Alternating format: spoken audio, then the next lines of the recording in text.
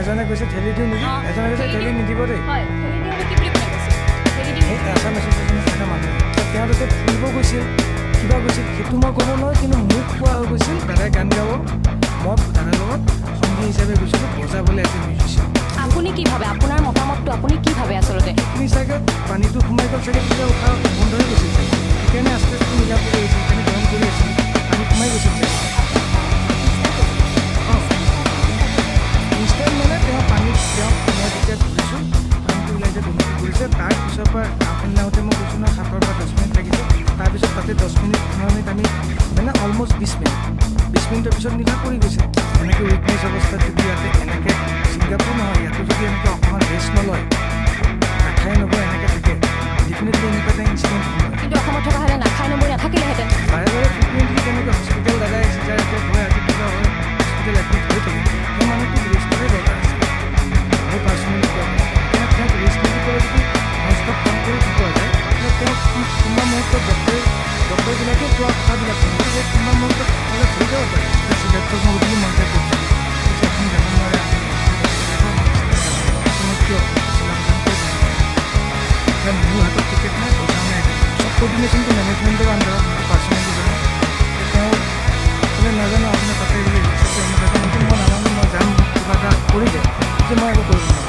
শেখৰদা, প্ৰথমে সত্যলৈ স্বাগতম জনাইছোঁ আৰু আমি বহুত কথা একো নাপাতোঁ, ডাইৰেক্টলি সুধিব বিচাৰিছোঁ আপুনি নিঃসংকোচে আপোনাৰ মনত যি আছে আপুনি কওক, নিঃসংকোচে ক'ব। আৰু যি মই সংবাদকৰ্মী হিচাপে আপোনাৰ ওচৰলৈ অহা নাই, কিয়নো ময়ো এগৰাকী জুবিন অনুৰাগী, আৰু আজি সৰুসজাইৰ যিটো অৱস্থা আপুনি যদি চাইছে, আপুনি দেখিছেই গোটেই লাখ লাখ কোটি কোটি অনুৰাগী ওলাই আহিছে, এই প্ৰখৰ ৰ'দতো আছে। গতিকে মই আজি সংবাদ মাধ্যম হিচাপে নহয়, মই অনুৰাগী হিচাপে আপোনাৰ কথা পাতিব বিচাৰিছোঁ, যিহেতু অসমৰ সম্পদ শেষ হৈ গ'ল আৰু আপোনালোকৰ লগতে জুবিনদা গৈছিলে, আৰু আপোনাক কোৱাও শুনিছোঁ যে আপুনি কেৱল মাত্ৰ মিউজিকৰ কথাখিনিহে গম পায়, তাৰ বাহিৰে আপুনি একো গম নাপায়। গতিকে সমগ্ৰ ঘটনাটো কিন্তু অকণমান হ'লেও আমি আপোনাৰ পৰা জানিব বিচাৰিম। মই তাতে আমি মই পানীৰ পৰা যেতিয়াৰ পৰা আপোনাৰ প্ৰথম, যিহেতু তেখেতে অসম এৰি যোৱাৰ পৰা আকৌ অসমত সেই নশ্বৰতে পঠালে নিউজিলেণ্ডখনে দিব কৈছিলোঁ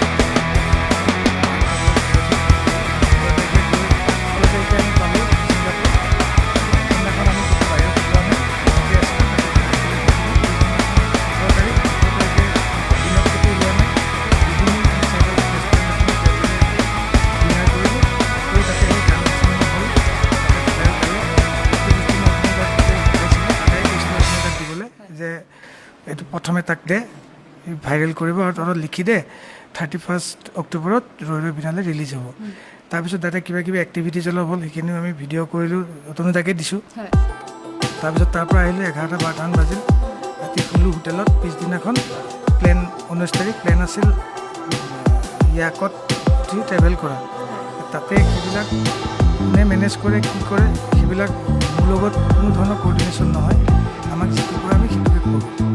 তাৰপিছত আমাৰ পিছদিনাখন দুপৰীয়া 1 বজাত ওপৰৰ পৰা নামি আহিছোঁ, তলত গাড়ী আছিল, গাড়ী লৈ পেলাই গাড়ীখনত আমাক ইয়াকলৈ লৈ গ'ল পৰ্টলৈ। ইয়াকত যাই আমি 40 মিনিট 1 ঘণ্টা আমি যোৱাৰ পিছত তাতে এটা পানীৰ দ্বীপ এটা আছে, আইলেণ্ড এটা, তাতে চব বেলেগ বেলেগ ইয়াকো যাই কিনে তাতে মানুহবিলাক নামি, টুৰিষ্টবিলাক নামি তাতে এক্টিভিটিজ কৰে।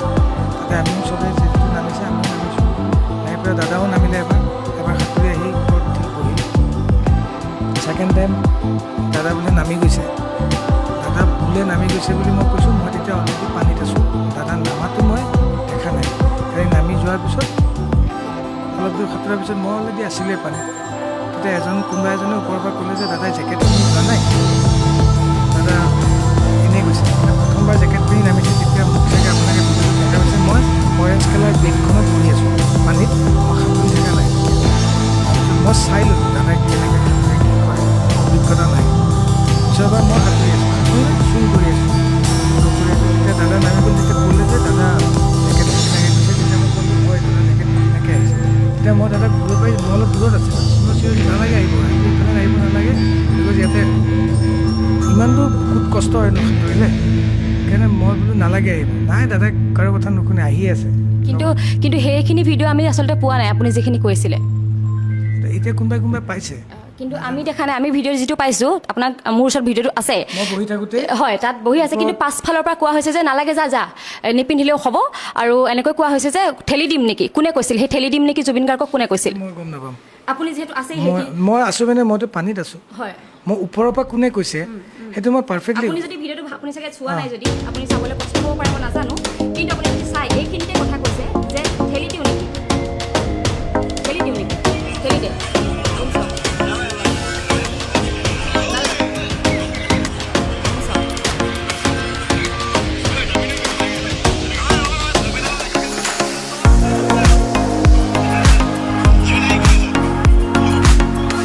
এইজনৰ ভইচটো যোনটো হৈছে এই আছাম এছ'চিয়েশ্যনত থকা মানুহ। ঠিক আছে, ইয়াত ঠেলি দিওঁ নেকি, এইটো চাওক।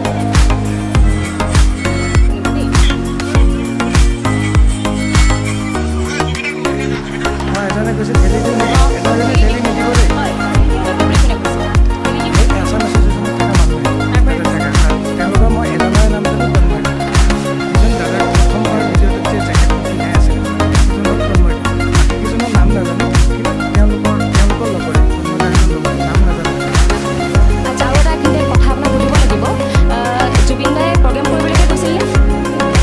প্ৰগ্ৰেম মোকতো সেনেকৈ লৈ মোকতো এনেই আপুনি জনামতে প্ৰগ্ৰেমেই আছিল নহয় জানো? কিন্তু শ্যামকানু মহন্তই কৈছিল যে জুবিন গাৰ্গে ৰেষ্ট কৰিবলৈহে আহিছিল। কোনে কি কৈছে, তেওঁ এতিয়া যে কৈছে ৰেষ্ট কৰিব গৈছে কিবা কৈছে, এইটো তেওঁ গম পাব, তেওঁলোকৰ কি আমাক কিনি লৈ নাহে। আগদিনা যে আপোনাৰ দুদিনৰ আগত যে ফুৰিৰ পৰা আহিছে প্ৰগ্ৰেম কৰি ভূপেন হাজৰিকাৰ অনুষ্ঠান, মই নাই নহয়, তাতে তেওঁলোকে অৰ্গেনাইজ কৰিছে, তেওঁ ক'ৰবাত ইন'ভেশ্যন কৰিব যায় কিবাত যায়, তাতে মই নাথাকোঁ নহয়, কোনোবা চেনেলত টক শ্ব'ত গৈছে তাতে মই নাথাকোঁ নহয়, মোক ক'ত দেখিছে আপোনাক, য'ত প্ৰগ্ৰেম য'ত ষ্টুডিঅ'। আৰু সেইদিনাখন এক্টিভিটিছটো তাত আমি যিহেতু অসমৰ বা বাহিৰৰ জেগা তাত গৈছোঁ, 3 দিনৰ কাৰণে গৈছোঁ, আমি লণ্ডনো গৈছিলোঁ, যাওঁতে তাতে যোনে য'ত ফুৰাই তেওঁলোকৰ মানুহে যি এৰেঞ্জ কৰে তাতে আমাকো নিয়ে, দাদাৰ লগত আমিও যাওঁ। নিজে যাম বুলি নিজে প্লেন কৰিম বুলি একো কৰিব নোৱাৰোঁ। এতিয়া তেওঁ তাতে ফুৰিব গৈছিল কিবা গৈছিল সেইটো মই ক'ব নোৱাৰোঁ, কিন্তু মোক কোৱা হৈ গৈছিল দাদাই গান গাব, মই দাদাৰ লগত সংগী হিচাপে গৈছিলোঁ বজাবলৈ এজ এ মিউজিচিয়ান। আপুনি গম পাইছে আপুনি প্ৰগ্ৰেমতে গৈছে হয়নে? কিন্তু আপোনাৰ এটা ইণ্টাৰভিউ আগতে আমি শুনিছোঁ, যিটো ইণ্টাৰভিউ আপুনি কৈছিলে কিন্তু জুবিন গাৰ্গৰ আমি চাহটোৰ দৰে থাকোঁ। আপুনি কৈছে সেই ইণ্টাৰভিউটো মই অলপ দেৰি আগত চাইছোঁ, আৰু আপুনি কৈছে আমি জুবিন গাৰ্গক আমি দেখুৱাই নাথাকোঁ, কিন্তু জুবিন গাৰ্গৰ লগত আমি সকলো কথাই শ্বেয়াৰ কৰোঁ বা সকলো কথাই জানো। কিন্তু আপুনি এতিয়া কৈ দিলে যে আমি অকল মাত্ৰ ষ্টুডিঅ'ৰ ভিতৰত থাকোঁ বা এনেকৈ ধৰণে কথা কৈছে, গতিকে গোটেইখিনি কিন্তু যদি চাবলৈ যায় কিন্তু মানুহে তেতিয়া দুখ পাব। যদি আপুনি এতিয়া কয়, আপুনি যদি এতিয়া কয় যে মই অকল প্ৰগ্ৰেম আছে আৰু মই গৈছোঁ লগত, সেইটো কথা কৈ দিলেতো আমি এতিয়া মানি ল'ম বা অসমবাসীয়ে মানি নল'ব, কাৰণ আপুনি আগতেই কৈ থৈছে জুবিন গাৰ্গৰ প্ৰত্যেকটো কথা তেওঁ মোক শ্বেয়াৰ কৰে, ময়ো আপোনাক শ্বেয়াৰ কৰা বুলি কোৱা নাছিলোঁ, আপোনাকে আকৌ এবাৰ চাই ল'ব। মই কৈছিলোঁ মিউজিকেল যদি কিবা কথা হয় সেইটো কথাই মোৰ লগত ডিছকাছ কৰে, আজি গানটো কেনেকুৱা হ'ব, ষ্টেজত কি গান গাম, সেইটো বস্তুৱে শ্বেয়াৰ কৰে। বাকী বস্তু মোৰ লগত ক'ত ঘৰ হ'ব, ক'ত যাম, কিহত যাম, নহয় তেওঁৰ কথাটো কৈছোঁ, তেওঁ ক'ত কিবা কিনিব, ক'ৰবাত যাব, ফ্লাইটত যাব নে কেইদিন থাকিব, সেইবিলাক বস্তু মোৰ লগত তেওঁৰ ঘৰৰ এইবিলাক মেনেজমেণ্ট যিহেতু আছে, মেনেজমেণ্ট ৰাখে, সেইটো কাৰণেই আমি মেনেজমেণ্টৰ কথা কাৰণে লগত আহিম বাৰু, কিন্তু প্ৰগ্ৰেম কৰিবলৈ গৈছিলে যিহেতু প্ৰগ্ৰেম কৰি তেওঁ নিথৰ এটাই কয় যে গান তাতে কি গাব, মই অকলে গৈ আছোঁ, দাদাক মই সুধিছোঁ মই অকলে, নাই বেলেগ নালাগে, আমি তাতে এনেও 3 দিন আগতে গৈ আছোঁ,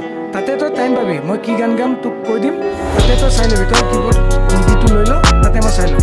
মই সেইবিলাক কথাই দাদাই চিনেমাখনত কোনটো গান কেনেকৈ বনাব সেইটো মোৰ লগত ডিছকাছ কৰে, কোনটো গান কেতিয়া ৰেকৰ্ড কৰিম, কোনটো গানত কোনে বজাব কোনে গাব, সেইবিলাক পাৰ্চনেল কথা মোৰ লগত ডিছকাছ কৰে, অকল মিউজিক ৰিলেটেড। বাকী কথাত মোৰ লগত আপুনি কিন্তু ফেমিলিৰ নিচিনাকৈ বুলি একদম ফেমিলিৰ নিচিনাকৈ চব কথা কৈছে। ফেমিলিৰ নিচিনা, মই সেইকাৰণে কৈছোঁ ফেমিলিৰ নিচিনা, মোৰ ঘৰতো আহে, খালি বাকী তেওঁ মোৰ ঘৰত আহিলেও মোৰ ঘৰত মই তেওঁক লৈ অনা নাই, তেওঁ নিজে আহিছে, লগত PSO থাকে, মোৰ ঘৰৰ পৰা যাওঁতেও PSO উইথ ড্ৰাইভাৰে যায়। এবাৰ কিয় PSO নগ'লে? সেইটো মই গম নাপাওঁ, আমাৰ ইয়াত প্ৰগ্ৰেম হ'লে য'ত যাওঁ PSO যায়, কলিকতালৈ শ্ব' কৰিব গ'লেও মাজে মধ্যমে যায়, কেতিয়াবা নাযায়, যাব লাগিছিল। আৰু তেখেতৰ যথেষ্ট অসুস্থ আছিল, সেইটো কথা ডক্টৰে ময়ো কৈছোঁ, ময়ো তাৰ দুদিন আগত দাদাৰ লগত নিজে ৰেকৰ্ডিং কৰি আছিলোঁ, দাদাই গানেই গাব পৰা নাই, মানে বহুত সুস্থ হৈ আছিল, উইক হৈ আছিল, তো সেইটো ক্ষেত্ৰত তাৰ আমি 17 তাৰিখ গৈছোঁ, 16 তাৰিখ ৰেকৰ্ডিং আছিল, মই কেঞ্চেল কৰিছোঁ ষ্টুডিঅ'ত, বিকজ দাদাই আজি ৰেষ্ট ল'লে 17 তাৰিখ যাব পাৰিব, 15 তাৰিখে লাষ্ট কাম কৰিছোঁ।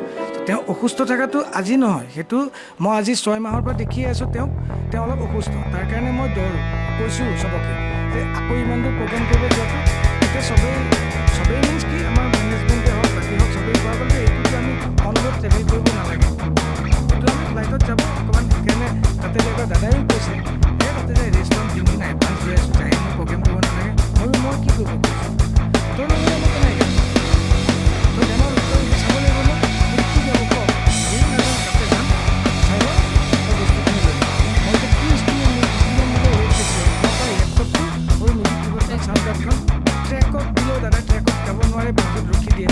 চ' মই চেম্পলিং কৰিব লাগিব, যোনে গম পাই গম পাব মই এভিলটন লাইটটো লৈ যায় তাতে মই এইবিলাক ইনষ্টল কৰি তাতে মই ৰেডি কৰি আছোঁ আৰু মোৰ বেলেগ নাই। আপুনি কেনেকৈ এৰেঞ্জ কৰিছে আচলতে